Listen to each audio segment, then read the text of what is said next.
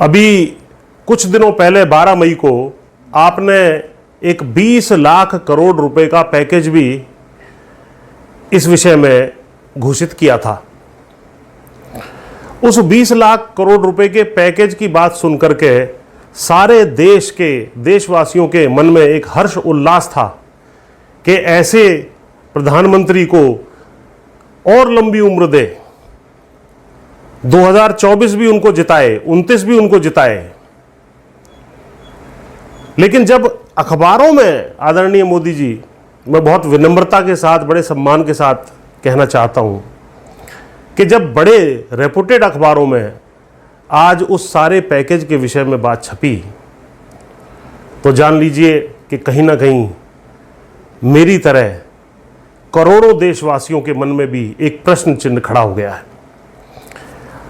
यदि मैं आज इंडियन एक्सप्रेस अखबार की बात करूं, तो इंडियन एक्सप्रेस में ये सारा खाका छपा है कि वास्तव में हमने कितने पैसे खर्च किए हैं 20 लाख करोड़ रुपए में से।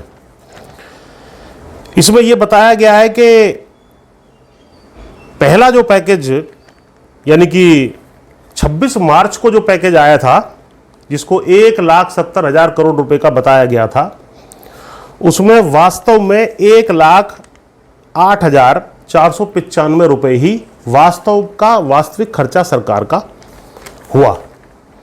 इसी प्रकार दूसरे पैकेज में 25,500 करोड़ रुपए खर्च किए गए, तीसरे में 5,000 करोड़ रुपए, चौथे में 30,000 करोड़ रुपए, उसके बाद 8,100 करोड़ रुपया और आखिर में 40,000 करोड़ रुपया।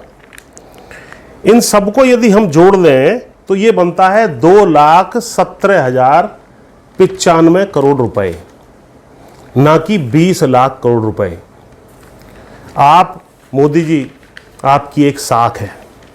यदि आपके मुंह से 20 लाख करोड़ रुपया निकला है तो 20 लाख करोड़ रुपया आपको जनता तक पहुंचाना चाहिए।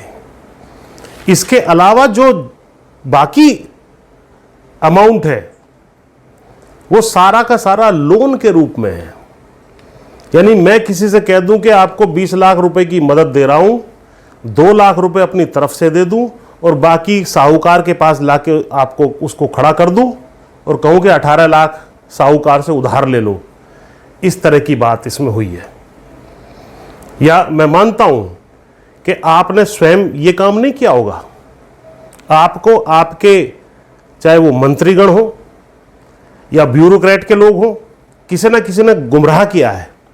आप स्वयं 20 लाख करोड़ रुपया घोषित करके 21 लाख करोड़ रुपया तो दे सकते हैं, लेकिन 20 लाख करोड़ रुपया घोषित करके आप 2 लाख करोड़ रुपया देंगे, ऐसी साख आदरणीय नरेंद्र मोदी जी की नहीं है। इसका विस्तार से यदि आप आकलन करना चाहें तो इंडियन एक्सप्रेस में ये इकोनॉमी का जो पेज है 11वें नंबर का, इसमें विस्तार से सारी चीजों का आकलन है कि पहला जो पैकेज था 26 मार्च का, उसमें कितना हमारा खर्चा आया, फिस्कल कॉस्ट का मतलब है कि वास्तविक खर्चा सरकार की जेब से एडिशनल कितना हुआ। इसमें आप बजट में जो घोषणा हमने की है, हमारा बजट लगभग 30,42,000 करोड़ का इस वित्त वर्ष का था, जो हमने फरवरी में हम आदरणीय वित्त मंत्री जी ने पार्लियामेंट में जो बातें बताई थी, उन घोषणाओं को दोबारा गिनना ये भी गलत है। जो आप उधार देने की बात कर रहे हैं कि आप बैंक से जाकर के इतना पैसा उधार ले लें और उसको फिस्कल जो है एक पैकेज के रूप में गिन लिया जाए या वित्तीय सहायता के रूप में गिन लिया जाए, वो भी गलत है। इस विषय में आज तमाम अखबार, चाहे आप इंडियन एक्सप्रेस ले लें, आप सबसे बड़े अखबार दैनिक जागरण को ले लीजिए। दैनिक जागरण में आज ये राष्ट्रीय संस्करण दैनिक जागरण के, ये देखिए, ये 10वें पृष्ठ पर छपा है। क्या छपा है कि खजाने पर सिर्फ 2 लाख करोड़ का बोझ। ये देखिए, खजाने पर सिर्फ 2 लाख करोड़ का बोझ, यानी कि 20 लाख करोड़ रुपया घोषित करके 2 लाख करोड़ रुपया ही वास्तव में खर्च किया जा रहा है। मोदी जी, मैं जानता हूं आज की तारीख में इकोनॉमी मंदी की दिशा में गई हुई है, हमारे टैक्स नहीं आ रहे हैं, आपको एडिशनल बोरोइंग यानी मार्केट से पैसा उठाना पड़ेगा। ये सारी बातों में देश आपके साथ है। आपने लॉकडाउन का पालन जिस भी तरीके से चाहा, सारे देश ने एक जो है आपको अपना अभिभावक मानते हुए, अपना बड़ा मानते हुए, अपना पिता तुल्य मानते हुए आपके हर एक आदेश का अक्षर से अब तक पालन किया है। और इसकी वजह से देश एक बड़ी मुसीबत से बचा भी है, इसमें कोई शक नहीं है।